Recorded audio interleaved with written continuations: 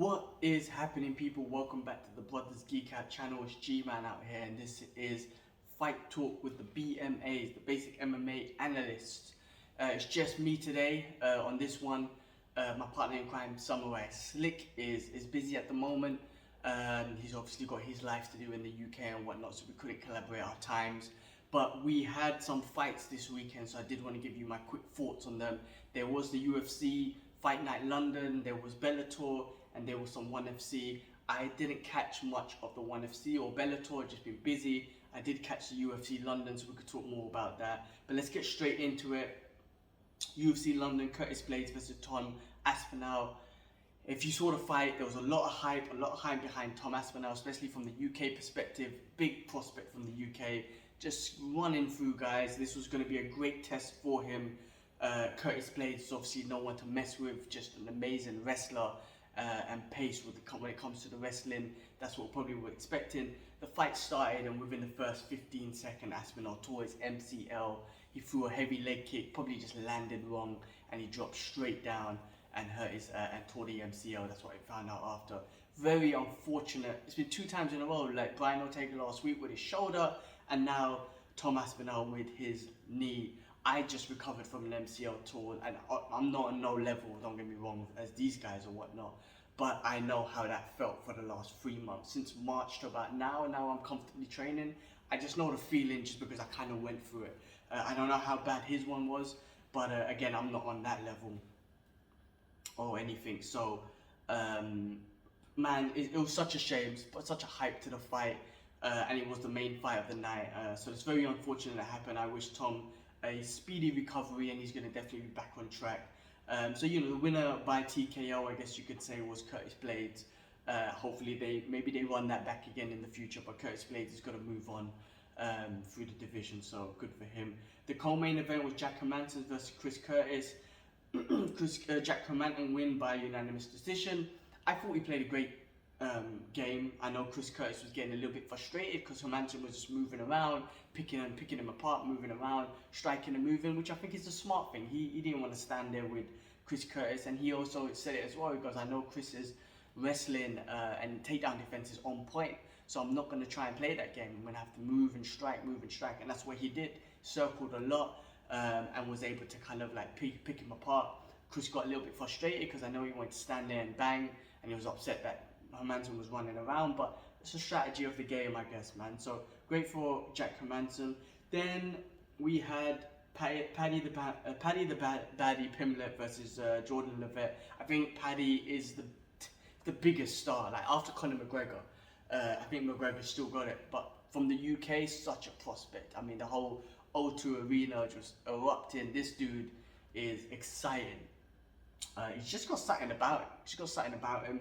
He won. I mean, Jordan put on the wrestling in the first round.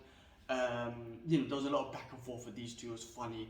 They were both saying, if I win, Levitt said, if I win, I'm going to twerk on him. If Paddy said he wins, he's going to teabag him. That's what they did. It was hilarious from that perspective, and it's good to see them hug it out at the end. But great first round, with Jordan Levitt putting on the pressure with the wrestling. Second round, Paddy finished the first round pretty good. Second round, we were kind of going the same.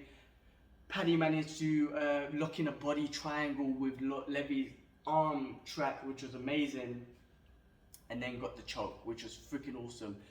Trapping the arm in the body triangle, taking his back, trapping the arm. It was just destined to finish it with the choke. You know what? Funny enough, I just got caught in that on Saturday.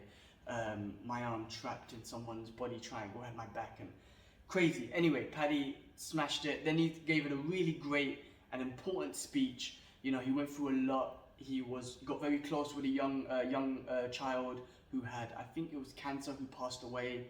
And then he found out one of his friends committed suicide. And he made a very important speech, especially to men.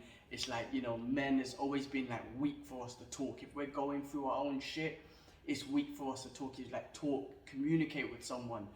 Just because you're a man, it doesn't mean you can't communicate. I thought that was a really amazing message, and coming from someone like him, such a MMA superstar, a badass fighter, saying talk, like you don't have to suffer alone, and it's not unmanly, if you want to call it, to talk because you're going through your own mental stress and your own mental health. So mental health is super important for men and women. It doesn't matter. But if you're going through anything, communicate with anyone. It's so important. So mad respect for Paddy for bringing that up. Great performance from him. The guys just keep rising, and his stardom is just, he's a superstar. It's absolutely amazing. Before that, we had Nikita Kyla versus Alexander Gustafsson. Nikita just put it on. He put the pace on from the very beginning. Gustafsson, legend, like Hall of Famer and whatnot. Definitely the fights with John Jones, with Daniel Cormier. Guy's a legend. He had some great fights, and if it weren't for John Jones, he would have been champion. No doubt. And some people still think he won that first fight against John Jones, and then the second fight, John Jones kind of cleared it up. But he's taken such big shots. As soon as Nikita kind of threw some shots, just his chin couldn't hold it out no more. Maybe it's time for Gustafsson to walk away. I mean, there's no shame in it. I mean, the guy's had a great career, absolutely amazing fights, legendary fights with John Jones and whatnot. So you got to give it to him. Such a legend. So I hope he figures it out and does what's best for him. So yeah, that was great. Then you got Molly McCann, another superstar, another female superstar from the UK perspective. Really big. Obviously, she's tight with Paddy and whatnot. She won by great fashion in round 1 with TKO win. So that was awesome. Then you had Precore versus Vulcan, which was a great fight. Again, Precore was just obviously Paul Craig. Sorry, what was I say? Obviously, was playing his jiu-jitsu game. He has no problem pulling guard, which is what he was doing the entire fight. Vulcan done a great job just coming out of that and then putting on the strikes and whatnot. But Paul done some great striking as well. I think even because Vulcan Ozdemir was just expecting the shot, he would just get clipped with a couple of shots. So Paul done a great job, but he did lose because he was pulling guard a lot. I guess the judges saw it from that perspective, and Ozdemir just kind of picked up some with striking. With the prelims, again, they were all great fights. I do want to just bring up one of them specifically, Mohammed Makaya. I'm a fan of him. He went against Charles Johnson. Again, there was a lot of animosity between those two. I guess they were going back and forth on Twitter, the weigh-ins and whatnot. Again, great to see them hug it out at the end. But I think it was great for both of them. I think for Mohammed Makaya, he's amazing, has a great amateur career, undefeated and whatnot. It was great for him to not finish that sort of fight, went to decision. Makaya just put on the pressure, the wrestling pressure the whole way. I think he thought he was going to just win in the first round. I think it was great for him to go 3 rounds. Just one to know that, alright, you know what, I can't finish everyone as quick. People are going to get tougher, which is great. And then even for Charles, just kind of be like, thinking, putting it on for Makaya, just giving him that, that pace, and letting him know that, no, you just can't finish people that easy, and he's definitely someone to mess with. So I'm a fan of Mohammed Makaya. I'm going to be I'm following him, his career, and he's a great wrestler. I mean, those Daghestanis, man, that wrestling pace, got a couple of suplexes in there and whatnot. So that was great. Some of the other fights, Mark DeCancy, he put on a good wrestling clinic. I thought he was going to strike, but he ended up putting a wrestling clinic. So great card, great London card, very fun.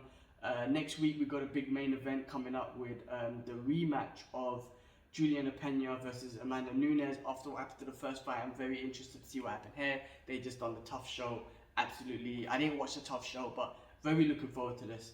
Bellator, I didn't see much. I didn't get a chance to see it, but I did hear that Diego Lima lost. I know Umar Nurmagomedov won by guillotine. I saw that. So he's 50-0. I didn't watch any of the ONE FC, to be honest. I didn't get a chance. I watched some of the Muay Thai fights, but I didn't get a chance to watch most of it. But anyway, just wanted to give a quick video out there and just quick thoughts about I guess mostly about the UFC London. Yeah, and Slick will kind of put a video together from his thoughts as well. So do check that out. That will be on our TikTok and then YouTube as well. Hopefully connected to this video straight after as well. If not, just check out the video library, should be there. But that's my quick thoughts. Hopefully next week me and Slick can collaborate with time and we can talk about the UFC 277, which is obviously a main card title fight. So I'm looking forward to that. Alright, cool. Well look, I'm gonna leave it there. Thank you again for watching. Appreciate the time. Please subscribe, like, all that sort of stuff, and we'll catch up soon. Peace.